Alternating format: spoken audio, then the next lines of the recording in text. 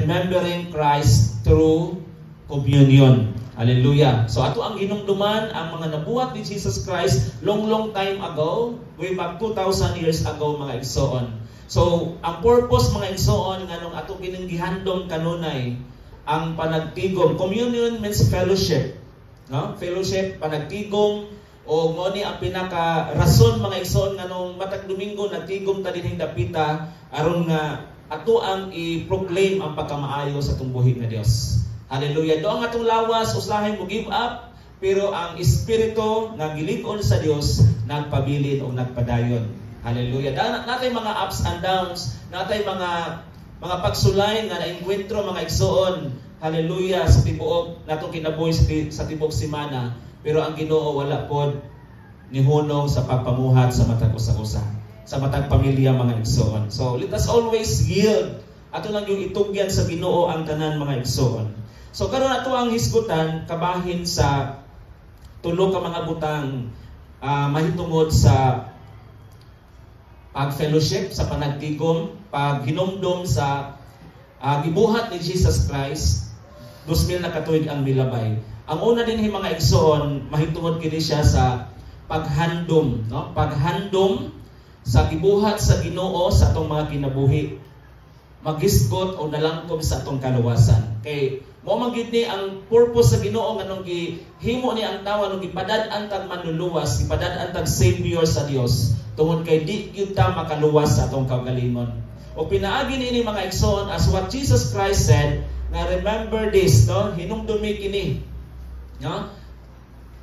Hinumdumi kini as often as you can. Then ay kaduha mga igsoon kani gitawag nato og pagproklamar sa ebanghelyo or sa pulong sa Ginoo mga igsoon. Nasad kita unsa ang gospel, unsa ang pulong sa Dios, no? Unsa ang mahitungod kang Kristo mga igsoon, ang kasaysayan sa Ginoo. Because proclamation about the church, proclamation about the group mga igsoon, walay kapuslanan. Ang giproklamar nato mga igsoon si Jesus Christ. Gawas kung si Kristo dili maproklamar mga igsoon sa matag iglesia, kawang ang atong pagpangalagad sa Ginoo. Kawang ang atong pagtuo, kawang ang atong pagsalig. Mga importante mga igsoon sa atong paghisgot, Jesus Christ must be the center because Jesus Christ paid it all. Si Kristo nagbayad sa tanan. Muna hinungdan karon nga naata karon din hitungod ni response ta, nitubag ta sa pagbayad ni Kristo Jesus 2,000 na katuig nga nilabay sa diyang siya nagbitay dito sa cross mga igsoon. Ang ikatulo mga igsoon, human nato nasayran nga si Jesus Christ gibayran niya ang iyang gibayad nato mga igsoon dili sa lapi, dili bulawan, dili manggad, dili property, dili material things. Ang ibayad sa Ginoo mga igsoon ang iyang dugo.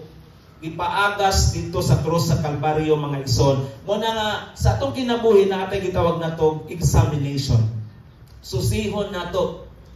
Ato ang i-crucify ang atong kaugalingon mga igsoon aron nga atong yung mahatagan o replika ang reflection ang gibuhat sa Ginoong Dios dito sa cross sa Kalbaryo para nga ikaw ug ako iyang makauban sa pagbalik niya. Hallelujah. Then ang sunod, humaniini mga igsoon sa diyang atong gilantaw mga igsoon, gisusi nato mga igsoon, na ana gitawag nato kanunay ta mag-celebrate, no? Diha sa panagtigom. Murang ipaimangno anta sa pulong sa Ginoo sa Hebrews chapter 10 verse 24. Dili nato undangon ang panagtigom sama sa gibuhat sa uban. And that is a konsepto na siya sa selebrasyon. Matag adto nato ni dapita mga igsoon, that is proclamation and celebration. Sarang muduol ta gani sa tiilan sa Ginoo, muduol kita sa talad sa Dios mga igsoon, celebration na siya. Amen. Hallelujah. Then ang last mga igsoon, mo na gitawag nato og celebration, mo to yung last, no? Gitawag ang last day mga igsoon kani gitawag nato og sa umaabot gipaambita sa Dios, no? Gipaambita sa Ginoo mga igsoon sa umaabot nga mga pinali sa atong kinabuhi. Ug mo ni ang atong gilauman nga kanang gitawag nato marriage supper of the Lamb. Mo ni ato ang wala pa ginato mahibalag mga igsoon, mahibalag nato ni sa katapusan sa kalibutan mga igsoon. Hallelujah. Dalay ko na nga itong buhi na Dios. Atong hisbutan mga igsoon, kaning gitawag nato og panagtigom, or gitawag nato og the meaning of the fellowship. So makita nato ni mga igsoon dinhi sa pulong sa Ginoo diha sa Lucas chapter 22 verse 19. Unsay gisulti sa Lucas chapter 22 verse 19? Ingon sa dito nga gikuha niya ang pan o nagpasalamat sa Dios o gipikas-pikas niya kini o gihatag kanila nga nag-ingon. Doon na siya pulong mga igsoon nga mabutang nato sa itong mga panghuna-huna na kanunay di ay nato ning buhaton mga igsoon. Kanunay itong buhaton tungod kay gihatag sa Dios, gihatag ni Kristo, o dunat siya mga gipamulong sa iyang gihatag kini. Unsa may iyang gipamulong? Mao kini ang akong lawas nga gihatag alang kaninyo, buhatan ninyo kini aron paghandom kanako. So sa matag pamalandong nato mga igsoon nining talad sa tuang panagsimba, gibuhat diay nato mga igsoon ang gustos Ginoo. Kini bang ato ang pag-celebrate sa Holy Communion, dili lamang kini ingon nga tulumanon sa church sunod kay gibilin, gisugo, gipahimangnuan ta sa Dios. Gipahimangnuan ta ni Kristo. Dili pod pasabot ana. Apan gusto di ay sa Ginoo nga handumon siya kanunay. Na? Many times ato bang gihandom kanunay si Kristo sa atong mga kinabuhi nga siya mo'y hinungdan nganong kita nagakatigom karon. Doon na ba tayo pipila man ka porsyento mga igsoon nga kanunay nato siyang mahuna-hunaan o kanunay nato siyang ipamalandongan. Hallelujah. Sa matagpakli nato sa pulong sa Ginoo mga igsoon, po na siya kahulugan kung many times tang atong gihuna-huna or gihandom ang Ginoo. Dili lamang sa pagpartake nato sa pan og sa bino mga igsoon, kundi sa matag segundos tong kinabuhi. Kay kanang matag segundo mga igsoon nag-asoy na kung unsa ka mahinungdanon ang Dios sa atong kinabuhi. Dili gyud ta mabuhi mga igsoon kung wala ang Ginoo. Hinungduman nato akon ang tawo mga igsoon dili siya magpabilin sa Dios, wala gyud siya mahimo.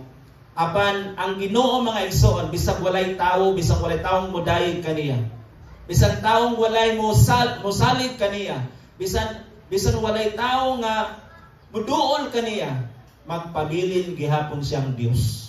Walay nakuha sa iyang gahom.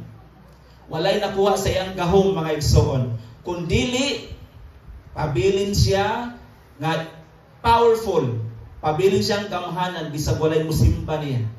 Apan tungod kay kitang tanan mga igsoon kini atong pagsimba, gi-response ni nato, gitubag ni siya mga igsoon sa iyang pagkabalaan, sa iyang pagkagamhanan. Di tungod kay giluwas kita niya. Tubag ni mga igsoon atong pagduol sa Dios, tubag ni sa iyahang gusto nga ato ning buhaton aron sa paghandom kaniya. Si Jesus ang nag-ingon ni anak mga igsoon. Hallelujah. So ato makita din mga igsoon kaning Lucas chapter 22 verse 19. Diha sa last kapanid sa kasulatan, dunay call to action. Unsa nang call to action? Panawagan mga igsoon nga kanunay tang mo buhat, muduol, musalig, musimba. Mao ni mga igsoon ang kahulugan sa paghinumdom. Do this in remembrance of me. So sa ato pa mga igsoon, sa matagbuhat nimo nato, matagbakyaw nato mga igsoon sa atong mga kamot, sa mataglakang sa ato ang mga tiil, sa matagtrabaho nato mga igsoon kada adlaw. Atong buhaton kini mga igsoon bilang pagpasidungog sa Ginoo, bilang pagpahinumdom sa Ginoo mga igsoon, pagpahinumdom sa Ginoo sa mga butang sa iyang pagkamaayo sa atong makinabuhi. So mo na siya kaman, dili na siya suggestion, dili na siya idea sa tao, dili sulti sa tao, kundi sugo sa Ginoo. Do this in remembrance of me. Mo ginatong hinumduman. Buhaton nato mga igsoon nga sa mga ikaw ug ako, usa kakimailhan nga ikaw ug ako giluwas sa Ginoo. Muna nga magmabtikon ta, magmadasigon ta, watch out yun kanunay mga igsoon kay basi unyag gioperahan na sa kaaway ang atong mga panghunahuna. Once nag-ioperahan sa kaaway ang atong mga panghunahuna, malimot ta sa paghinumdom. Once nga mapakyas ta mga igsoon sa pagbuhat sa kabubuton sa Ginoo aron lamang sa pagpaundayag sa ato ang kaugalingon sa lawas to natong mga tinguha mga igsoon hinumdumi magkaanamtag kapukan hangtod nga mabuo hangtod nga mamatay ang ato ang gihaguan. Mga igsoon dili na mahitabo tungod kay kung ikaw ug ako pabilintang naghinumdum sa pagkamaayos sa Dios. Pabilintang maghinumdum sa pagluwas ni Kristo dito sa krus sa Kalbaryo mga igsoon. Og mao ni ang hinungdan nga kita gipahimangnuan, gi-remind ta nga mahal baya gyud ang pagbayad ni Jesus Christ nato. Dili sinsilyo mga igsoon, ha? Dili sinsilyo ang paghatag, dili sa financial nga bahin mga igsoon ang pagbayad ni Jesus Christ.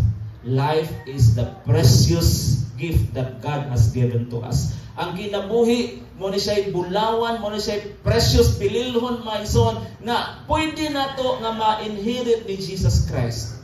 Matod pa sa kalibutan miingon life begins at 40. Okay? Nganong ingon man na ang definasyon sa kalibutan that life begins at 40. Tungod kay kung mag-edad naman good ang tao sa edad na 40, dito na siya pamation ang wala niya gibati kaniadto.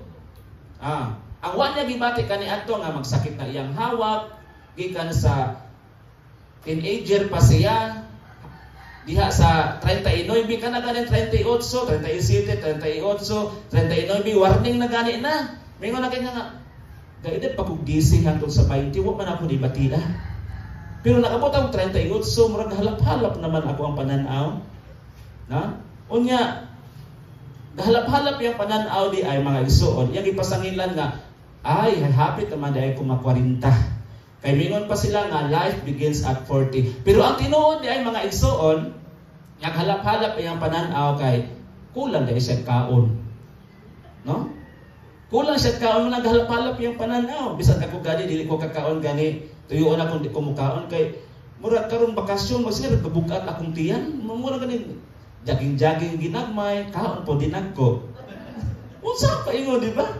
Bisa kung saan pagkaya di mo hiyos, pero may nalaman kay makapasingot ta, kay makatuman ta sa giingon ni Jesus Christ, giingon sa pulo sa Ginoo nga ang pagpaugnat sa kusog maayo, pero ang pagpaugnat sa espiritu mas labing maayo. Di ba? So may exercise ta, pagpaugnat sa kusog na. Okay, para di mo taas-taas atong sugar. Okay, remind naman ko ani. Kani remind ni siya, painomdom ni siya. Tungod kay nag-ICM ni last time, atong pizza, wala ko nalimot ko kung sa itong pizza ha. Nya, gitest me katong sugar, random nga sugar. Pagkuan ako, nibagting na itong iyahang kit. Pagbagting na di ay naana sa alarming na. Kay 157 akong sugar. So, kana pang random. Murag taas-taas. Nagi-advisean ko nga, inanglang yun ka mo lihok. Thanks for watching. Please do like, subscribe, and bell on.